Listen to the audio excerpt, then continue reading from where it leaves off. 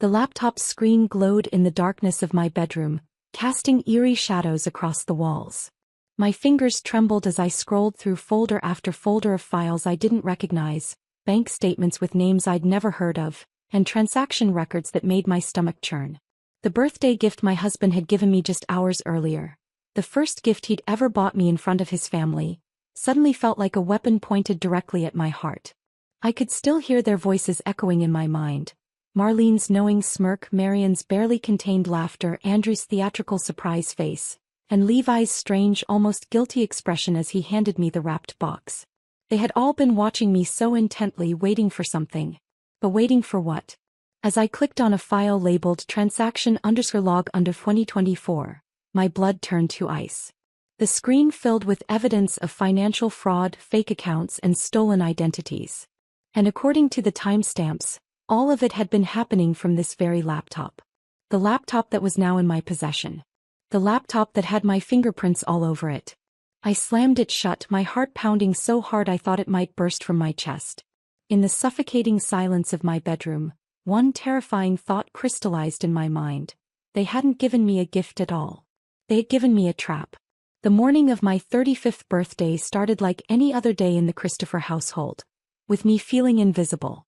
I stood at the kitchen counter making coffee for everyone except myself, watching through the window as autumn leaves danced in the crisp October air. The house felt cold despite the heating being on, but then again it always felt cold when Levi's family was around. "Sylvia, dear," Marlene's voice cut through my thoughts like a blade wrapped in silk. "You've been stirring that coffee for 5 minutes. Are you quite all right?"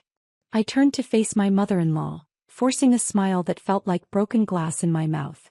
Marlene Christopher sat at the head of our dining table as if she owned the place, which in many ways she did.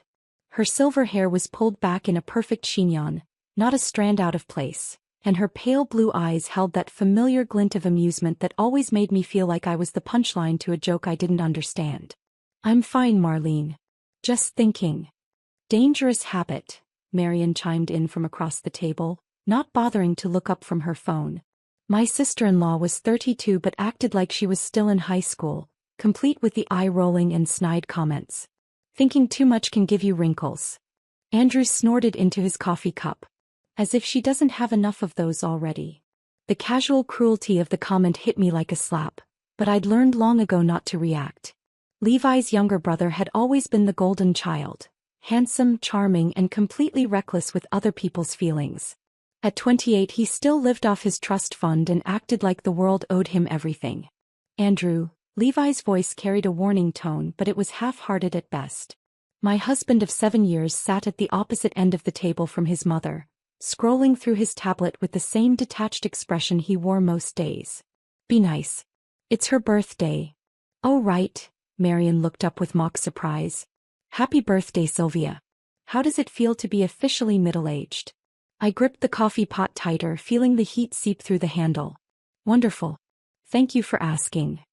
Marlene's lips curved into what might have been a smile on anyone else, but on her looked more like a predator baring its teeth. 35. Such an interesting age for a woman.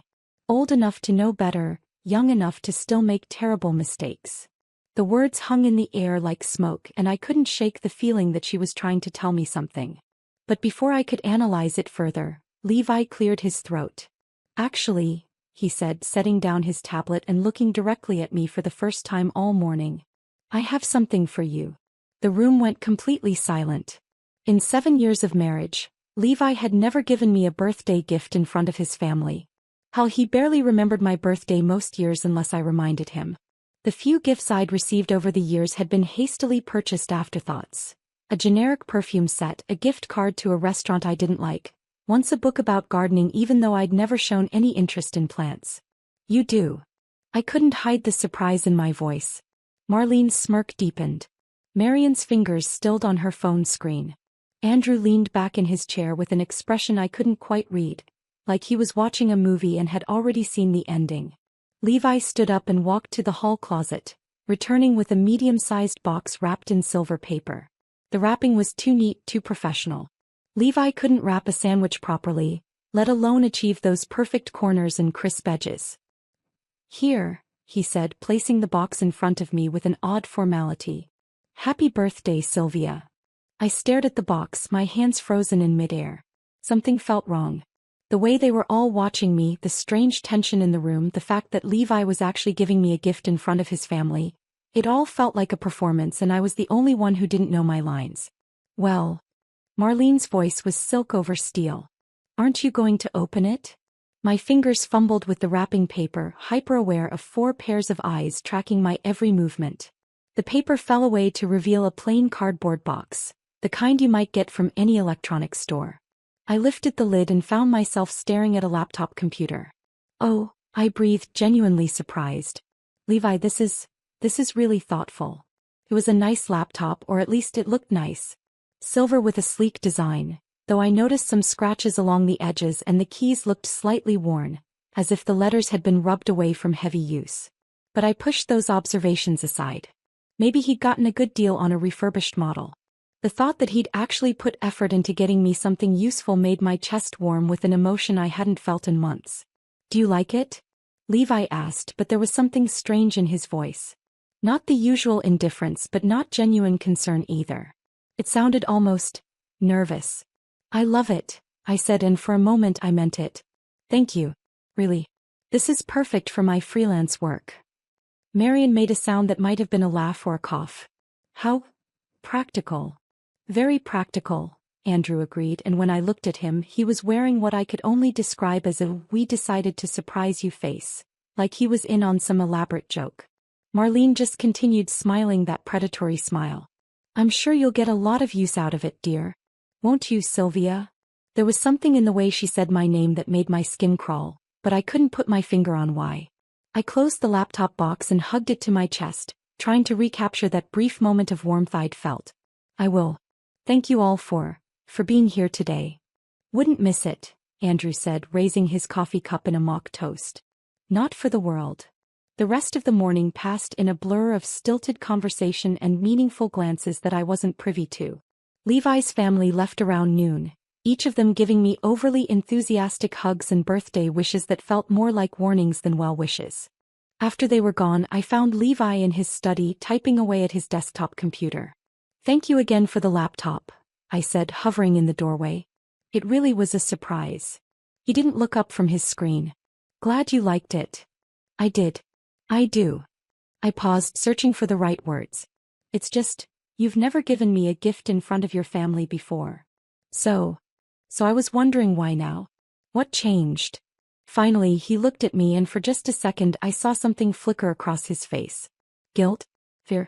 But it was gone so quickly I might have imagined it. Can't a husband buy his wife a birthday present without getting the 3rd degree? The defensive tone in his voice made me take a step back. Of course. I'm sorry. I didn't mean to. It's fine, he cut me off, already turning back to his computer. Just enjoy the laptop, okay? I think you'll find it very educational. That night, after Levi had gone to bed, I sat in our bedroom with the laptop on my lap, finally ready to explore my gift properly. The house was quiet except for the occasional creak of settling wood and the distant hum of the refrigerator downstairs. I lifted the lid and pressed the power button, watching as the screen came to life with a soft blue glow. The startup process seemed normal enough, though I noticed it took longer than expected for a newer machine. When the desktop finally appeared, I was greeted with a generic wallpaper and a handful of folders scattered across the screen. My excitement began to dim as I took a closer look at the laptop itself. The scratches on the sides were deeper than I'd initially thought, and several of the keys had letters that were almost completely worn away.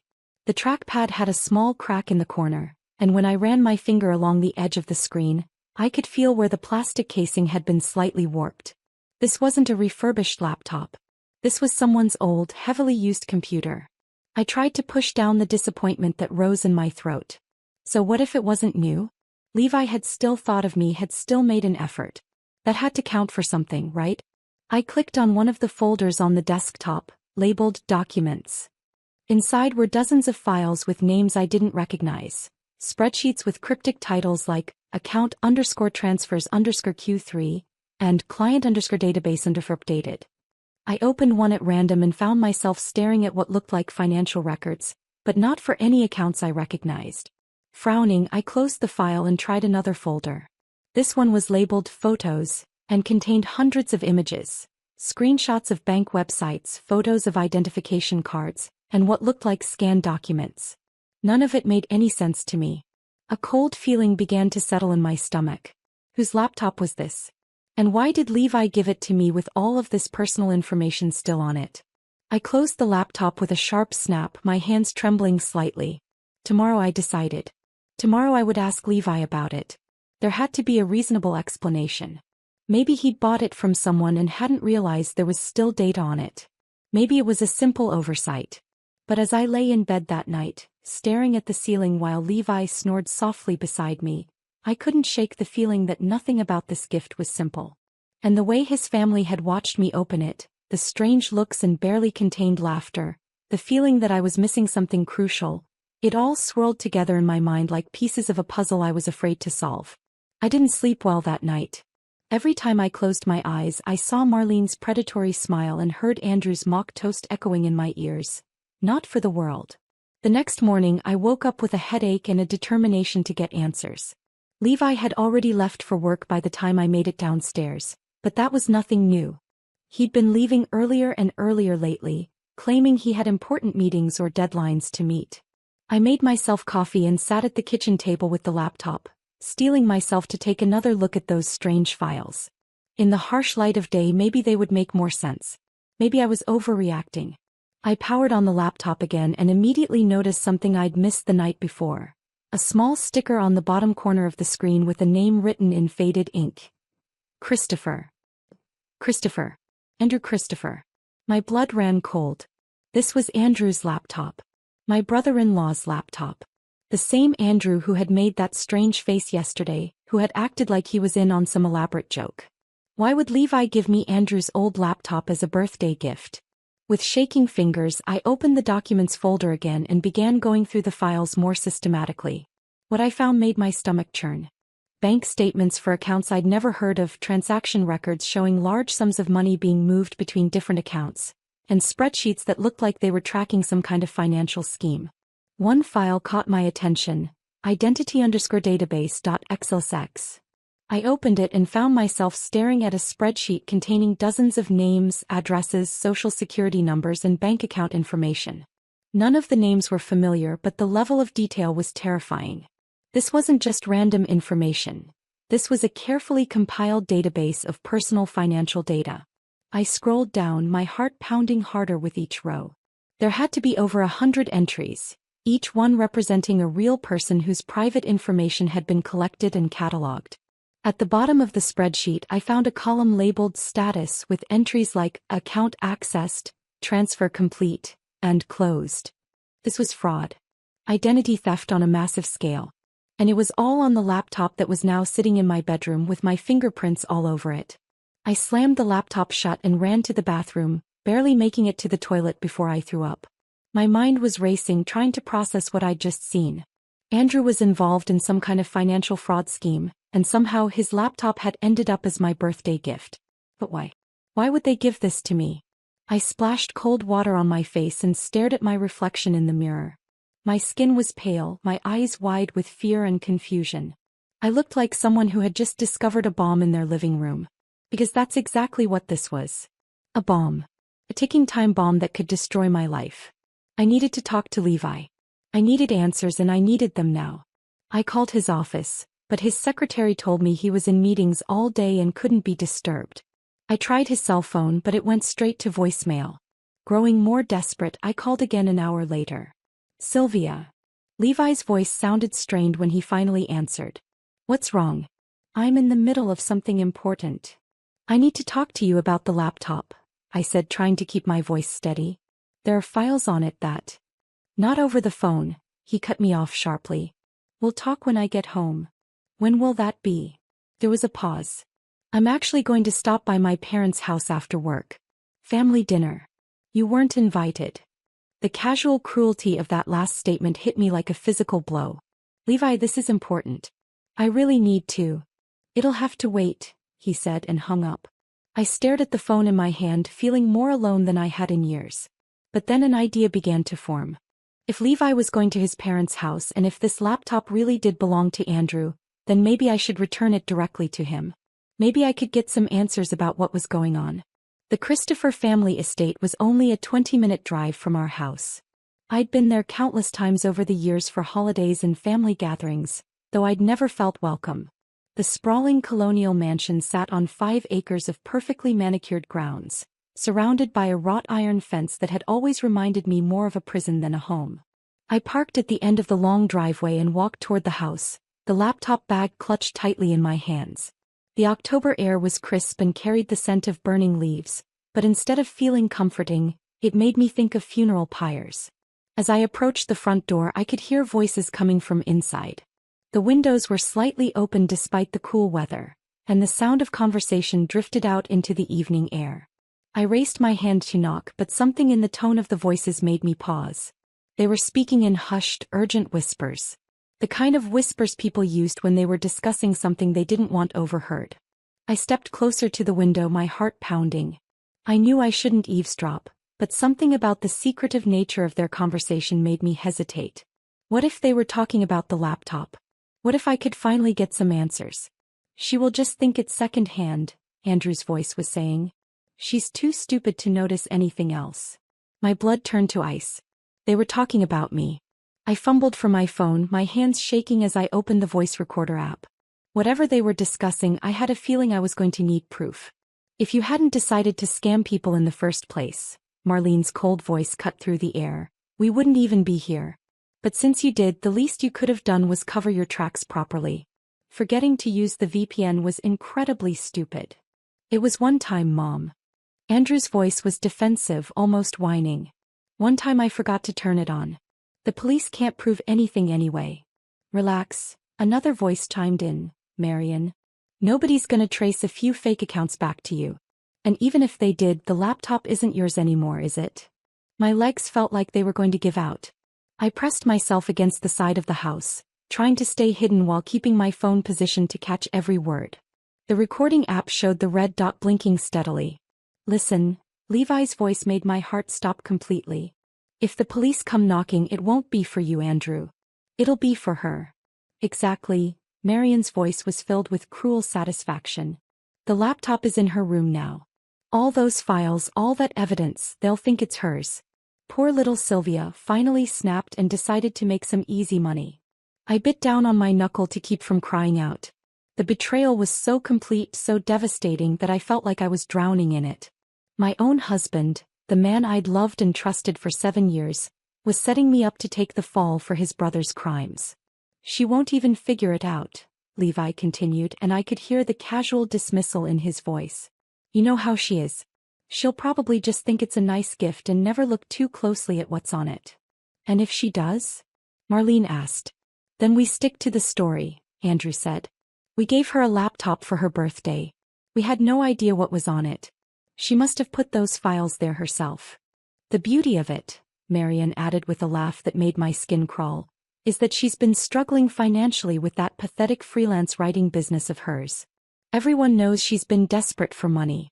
It'll be so easy to believe she turned to fraud. Plus, Levi's voice was getting closer to the window and I pressed myself flatter against the wall. She's been acting strange lately. Paranoid. Asking too many questions. If she tries to claim we set her up, who's going to believe her? The unstable wife with a history of mental health issues, or the respected Christopher family? Mental health issues. I'd gone to therapy for depression after my miscarriage 3 years ago, but I'd never told anyone except Levi. The fact that he was planning to use my darkest moment against me made me feel physically sick.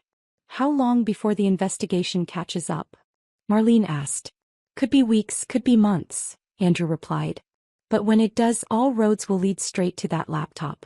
And that laptop is now legally hers. We have witnesses to prove we gave it to her as a gift. Perfect. Marlene's voice was filled with cold satisfaction. Andrew cleans up his mess and we get rid of our little problem at the same time. Little problem. That's what I was to them. 7 years of marriage, 7 years of trying to fit into this family, 7 years of enduring their subtle cruelties and dismissive comments. And I was just a little problem to be disposed of.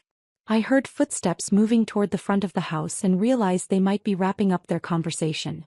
My hands were shaking so badly I could barely stop the recording, but I managed to save the file before shoving my phone back into my pocket. Moving as quietly as possible, I crept away from the window and back toward my car. Every step felt like it took an eternity, and I kept expecting to hear the front door open behind me, to hear them calling my name, to be caught in the act of discovering their betrayal. But I made it to my car without being seen. I sat in the driver's seat for a long moment, my whole body trembling with shock and rage and fear. The recording on my phone was proof of their conspiracy, but would it be enough? They were the Christopher family, wealthy, respected, connected. I was just Sylvia, the unstable wife with mental health issues. But I wasn't going to go down without a fight. I started the car and drove straight to the police station. Before we continue, please write in the comment which country you are watching this video. We love knowing where our global family is tuning in from. And if this is your first time on this channel, please subscribe. Your support helps us bring even more epic revenge tales of life. Enjoy listening. The Millbrook Police Station was a squat brick building that looked like it had been built in the 1970s and hadn't been updated since. Fluorescent lights buzzed overhead, casting everything in a harsh, institutional glow. I sat in an uncomfortable plastic chair across from Detective Rebecca Torres, a woman in her 40s with kind eyes and graying hair pulled back in a practical ponytail. "Mrs. Christopher," Detective Torres said, her voice gentle but professional. "I want to make sure I understand what you're telling me. You believe your husband and his family are trying to frame you for financial fraud." I nodded, my hands clasped tightly in my lap to keep them from shaking. "I have proof. I recorded them talking about it." I pulled out my phone and played the recording I'd made outside the Christopher house. Detective Torres listened intently, occasionally making notes on a yellow legal pad. When the recording ended, she sat back in her chair and studied me carefully. "This is certainly concerning," she said. "And you say the laptop in question is currently in your possession?" "Yes. It's at home. I brought it with me tonight because I was planning to return it to Andrew, that's my brother-in-law. But then I heard them talking and realized what was really going on." "I'm going to need to see that laptop," Detective Torres said. "And I'll need you to walk me through exactly what you found on it." For the next 2 hours I went through everything. The strange files, the identity database, the bank records, the evidence of fraud that was scattered across Andrew's old computer. Detective Torres took detailed notes and asked pointed questions about dates, times, and specific file names. "Mrs. Christopher," she said finally, "I have to ask, is there any possibility that you were involved in these activities? Any chance that you might have used this laptop for fraudulent purposes?" The question hit me like a slap, even though I'd been expecting it. "No, absolutely not. I only got the laptop yesterday and I've never seen any of these files before in my life." "But you do have access to your husband's financial accounts?" "Some of them. We have a joint checking account, but Levi handles most of our finances. He says I'm not good with money." The words tasted bitter in my mouth as I said them. Detective Torres made another note. "I'm going to be honest with you, Mrs. Christopher. This is a complex situation. The evidence on the laptop is certainly damning, but proving who put it there and when is going to be challenging. Your recording helps, but a good defense attorney could argue that it's taken out of context or that you manipulated the situation somehow." My heart sank. "So you're saying there's nothing you can do?" "I'm saying we need to be smart about this. I'm going to start an investigation into the financial crimes documented on that laptop. In the meantime, I strongly advise you not to return home tonight." "What do you mean?" "If your husband and his family realize you've discovered their plan, they might try to accelerate their timeline. They could claim you stole the laptop or that you've been acting erratically. It would be better if you stayed somewhere safe while we sort this out." I felt a chill run down my spine. I hadn't even considered that they might try to hurt me physically, but Detective Torres was right. If they were willing to frame me for fraud, what else might they be capable of? "I don't have anywhere to go," I admitted. "I don't really have any close friends and my family lives across the country." "There's a women's shelter about 20 minutes from here," Detective Torres said gently. "It's not just for domestic violence cases. They help women in all kinds of dangerous situations. I can make a call." The word shelter made everything feel suddenly real. This wasn't just a marital problem or a family dispute. This was my life falling apart in real time. "Okay," I whispered. "Okay, yes. Please." Detective Torres made the call while I sat in stunned silence, trying to process everything that had happened in the last 24 hours. Yesterday morning, I'd been a lonely but relatively stable married woman.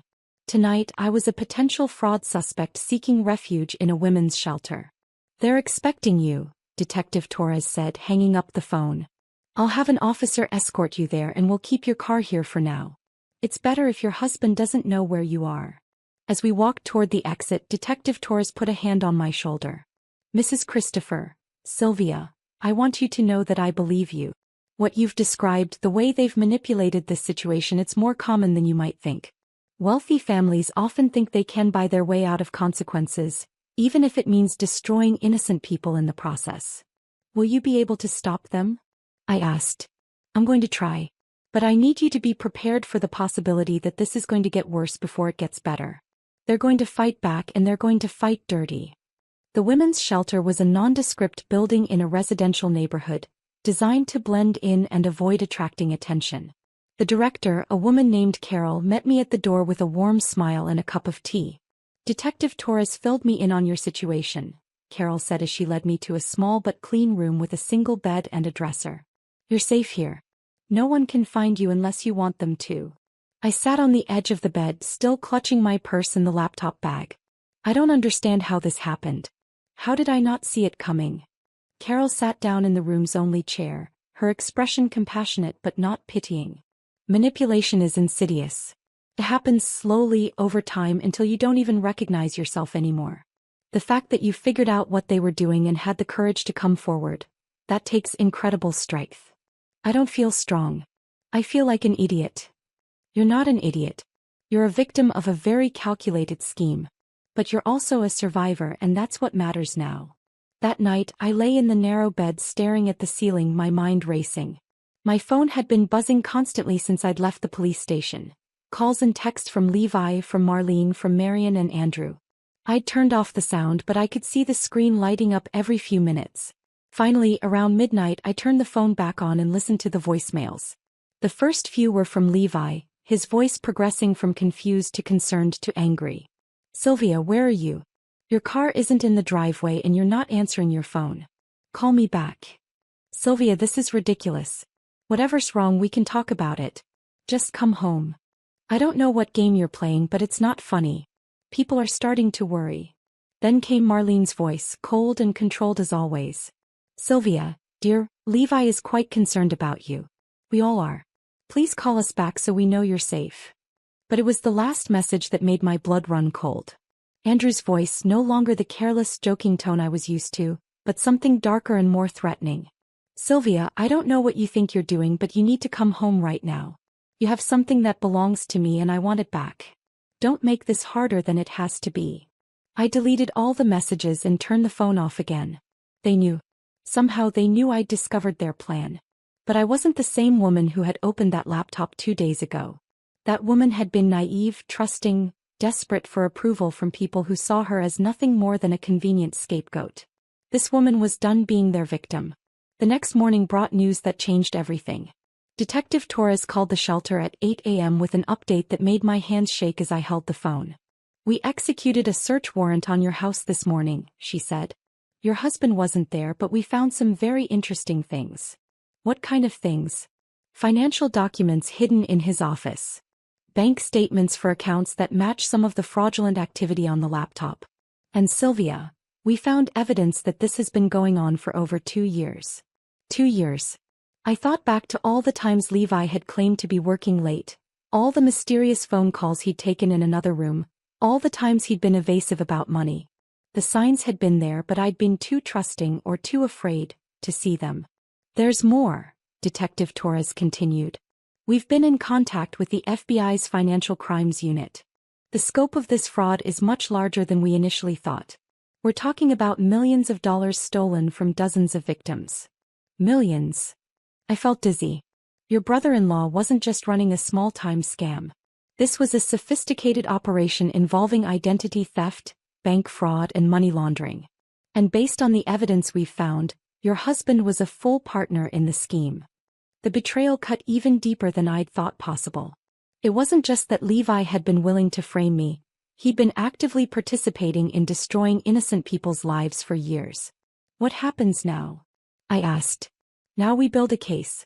The recording you made is crucial evidence, but we need more. We need to trace the money, identify all the victims, and prove the full extent of their operation. And what about me? Am I still a suspect? Officially, the investigation is ongoing. But between you and me, your story checks out. The timeline doesn't work for you to have been involved, and the evidence points clearly to Andrew and Levi as the primary perpetrators. I felt a wave of relief so intense it made me lightheaded. So I'm going to be okay? You're going to be okay, Detective Torres confirmed. But Sylvia, I need to warn you, they're going to try to discredit you. They're going to claim you're unstable, that you're lying, that you're trying to frame them. Are you prepared for that? I thought about the 7 years I'd spent walking on eggshells around the Christopher family, 7 years of being made to feel small and stupid and worthless. I thought about all the times I'd doubted myself, all the times I'd wondered if maybe I really was as pathetic as they made me feel. Let them try, I said, and I was surprised by the steel in my own voice. I have the truth on my side. Over the next few days, the investigation moved quickly. The FBI seized financial records from multiple banks, froze accounts linked to the fraud scheme, and began the process of identifying victims.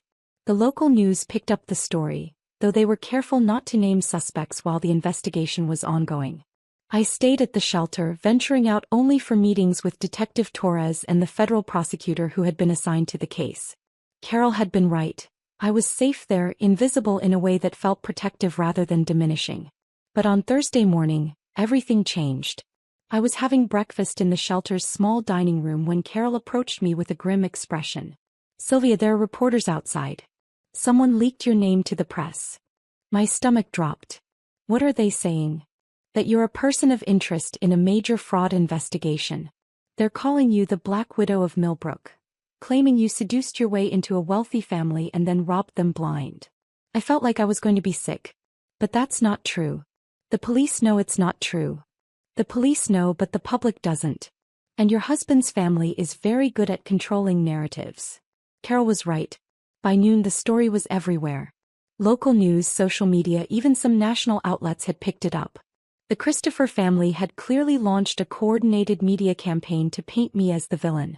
The headlines were brutal. Local woman accused of defrauding in-laws. Marriage of convenience turns criminal. The Millbrook fraud, how one woman nearly destroyed a family. Each article painted the same picture. I was a gold digger who had married into the Christopher family for money, then turned to fraud when my husband's generosity wasn't enough. They quoted anonymous family sources, describing me as unstable, manipulative, and desperate. The worst part was how believable it all sounded. I could see how someone reading these articles would think I was guilty. The Christopher family was respected in the community, wealthy and charitable and well-connected. I was nobody, a failed writer with no family nearby and no real friends to vouch for my character. But then something unexpected happened. Detective Torres called that afternoon with news that made me sit up straighter. "We've had a breakthrough," she said. One of the fraud victims came forward after seeing the news coverage. She recognized Andrew Christopher's photo and confirmed that he was the one who contacted her pretending to be a bank representative. She can identify him? She can identify him, and she kept records of all their communications.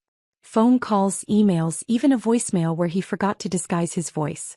It's exactly the evidence we needed to prove he was directly involved in the scam. My heart leaped with hope. So this proves I'm innocent? It proves Andrew was actively defrauding people, which supports your version of events. But there's more. We've also traced some of the stolen money to an account in your husband's name, an account you never had access to. I closed my eyes, feeling a mixture of vindication and heartbreak. Every new piece of evidence proved what I already knew, that the man I'd loved and trusted had been living a double life, stealing from innocent people while I slept beside him every night. "When will you arrest them?" I asked. "Soon. We're coordinating with the FBI to make sure we get everyone involved. But Sylvia, I need to prepare you for something. When we do make arrests, the media attention is going to intensify.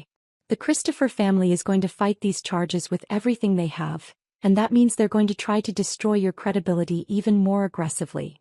"I understand. Do you? Because it's going to get ugly. They're going to dig into every aspect of your life, every mistake you've ever made, every moment of weakness. They're going to try to make you look like a liar and a criminal. I thought about the therapy sessions after my miscarriage, the depression that had nearly swallowed me whole, the financial struggles that had made me feel like a failure. All of it would be dragged into the light and twisted to serve their narrative. Let them, I said quietly. I'm not the same person I was a week ago. I'm not going to let them intimidate me into silence.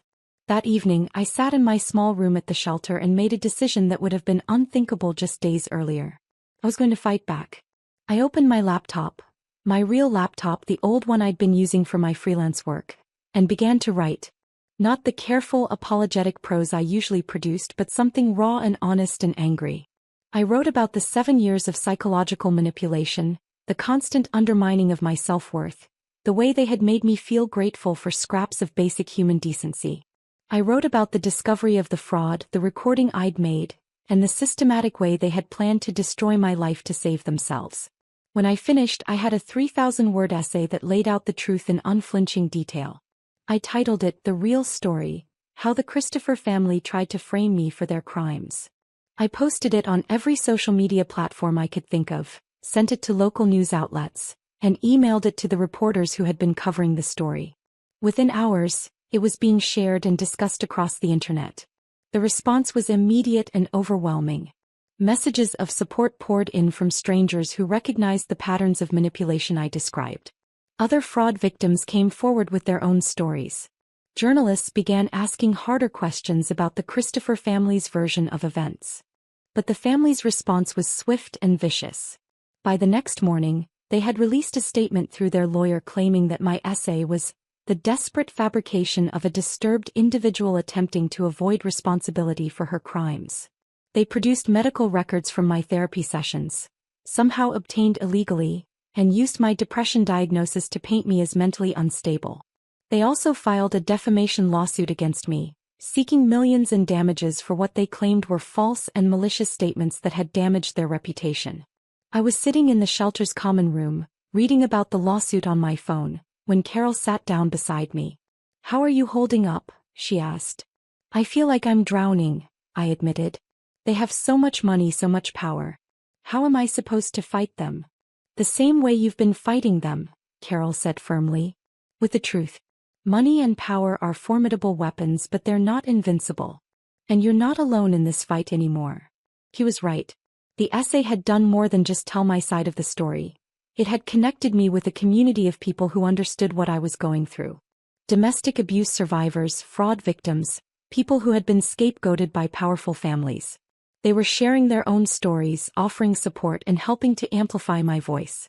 More importantly, the essay had caught the attention of Anna Adriel, an investigative journalist who specialized in exposing corruption among wealthy families. She reached out to me that afternoon with an offer that made my heart race. "I want to do a deep dive into the Christopher family," she said during our phone call. "Not just the fraud case, but their entire history. I have a feeling this isn't the first time they've destroyed someone to protect themselves." "What do you mean?" "I've been doing some preliminary research since your essay went viral. There are patterns here. Business partners who were mysteriously forced out, employees who were fired and then sued into silence, even a previous daughter-in-law who disappeared from public view after her divorce from Andrew." "Andrew was married before?" "Briefly, about 5 years ago. A woman named Glenda Hartwell. She filed for divorce citing emotional abuse, but then suddenly dropped all her claims and moved across the country. I tried to contact her, but she won't talk. She's terrified of them. The idea that there were other victims, other women who had been crushed by the Christopher family's machine, made me feel sick. But it also made me more determined than ever to see this through." "What do you need from me?" I asked. "Everything. Every detail you can remember about your marriage, about the family dynamics, about the way they operate. I want to build a complete picture of who these people really are." Over the next several days, I spent hours on the phone with Anna, walking her through 7 years of marriage to Levi Christopher. I told her about the subtle put-downs that had eroded my self-confidence, the way they had isolated me from friends and family, the financial control that had made me dependent on them. I also told her about the good times, because there had been some, especially in the early days. Levi could be charming when he wanted to be, and there had been moments when I'd felt genuinely loved and valued. Those memories were almost harder to talk about than the abuse, because they reminded me of how completely I'd been fooled. Anna was a skilled interviewer, asking questions that helped me see patterns I'd never noticed before.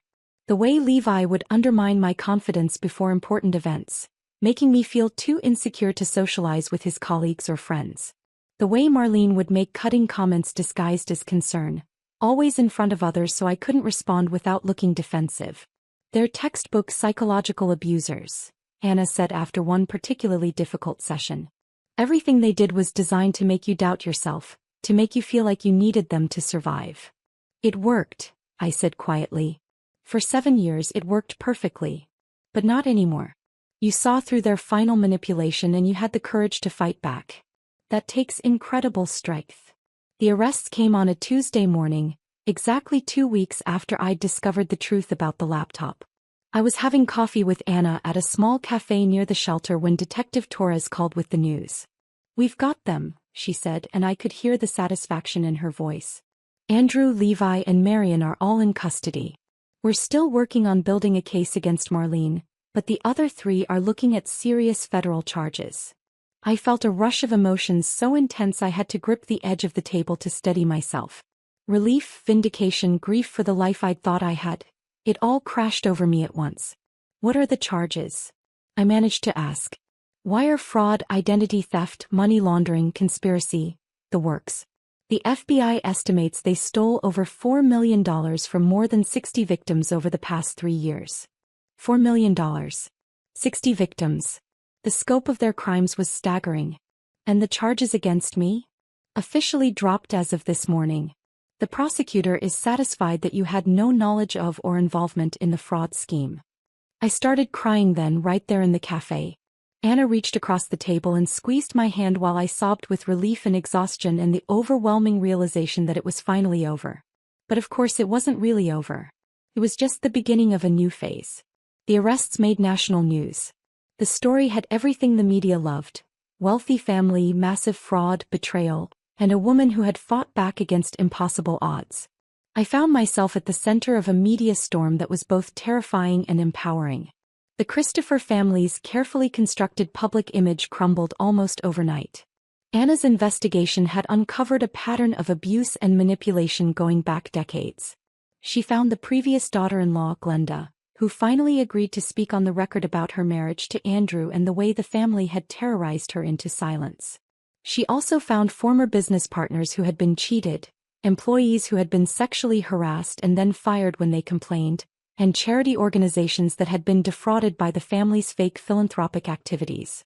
The picture that emerged was of a family that saw other people as objects to be used and discarded.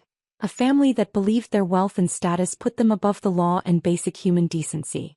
But even as their empire crumbled, they continued to fight dirty. Their lawyers filed motion after motion trying to get the charges dismissed, claiming prosecutorial misconduct and illegal searches. They hired a public relations firm to spread stories about my mental health, my financial desperation, my supposed history of lying and manipulation.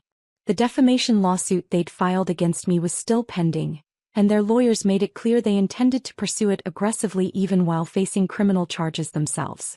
They wanted to bankrupt me, to make me an example of what happened to people who dared to cross the Christopher family. But something had changed in the week since I'd first discovered their betrayal. The scared, isolated woman who had opened that laptop was gone, replaced by someone who had found her voice and wasn't afraid to use it. I hired my own lawyer, a fierce woman named Patricia Valdez who specialized in representing victims of powerful abusers.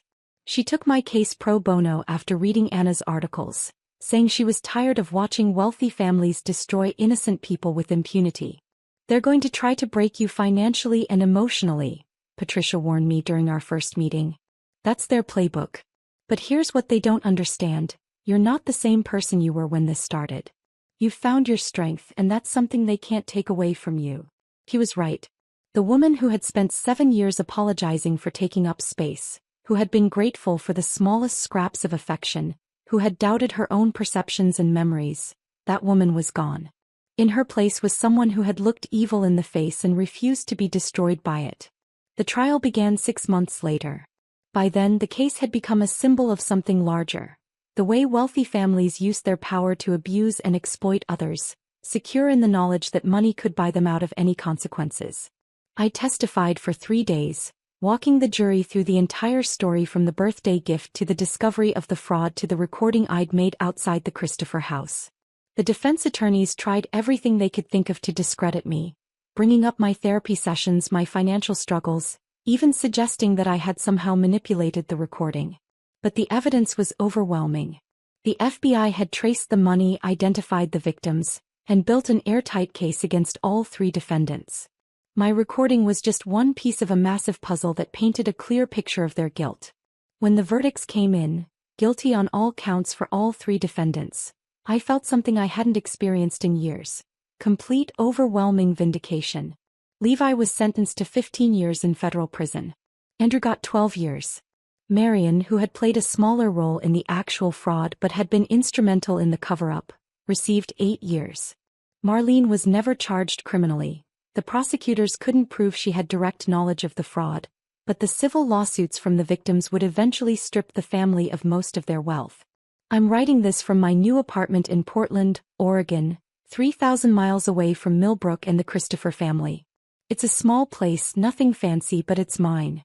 Every piece of furniture, every book on the shelves, every coffee mug in the kitchen, I chose it all myself. The defamation lawsuit was eventually dropped after Patricia filed a countersuit that would have exposed even more of the family's dirty secrets. The Christophers' lawyers quietly made it go away, along with a settlement that helped me start over. Anna's investigation won a Pulitzer Prize for investigative journalism. Her series on the Christopher family led to a federal task force on financial crimes committed by wealthy families, and several other similar cases have been uncovered and prosecuted. I've started writing again. Not the careful, apologetic freelance work I used to do, but real writing. Honest writing. I'm working on a book about my experience, about the psychology of manipulation and the way abusers use shame and isolation to control their victims. Sometimes people ask me if I'm angry about the 7 years I lost, the life I thought I had that turned out to be a lie. The answer is complicated. Yes, I'm angry. I'm angry about the time I wasted, the confidence they stole from me, the way they made me doubt my own reality. I'm angry about the other victims, both the people they defrauded and the women like Glenda who were crushed by their cruelty. But I'm also grateful. Grateful that I found the strength to fight back, grateful for the people who helped me when I needed it most, grateful for the chance to rebuild my life on my own terms. The woman who opened that laptop 6 months ago was broken, isolated, and convinced she was worthless. The woman writing these words knows better.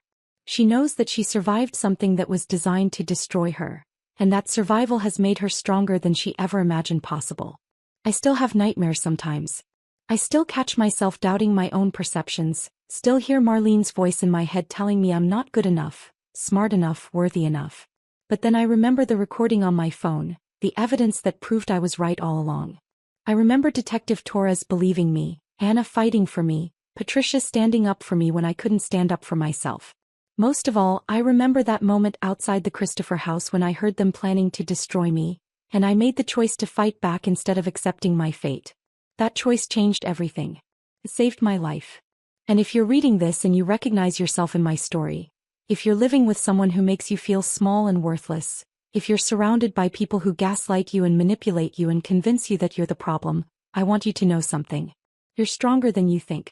You deserve better than what they're giving you. And when the moment comes to choose between accepting their version of reality and trusting your own instincts, trust yourself. The truth has a power that all their money and manipulation can't touch. And sometimes if you're brave enough to speak it, the truth can set you free.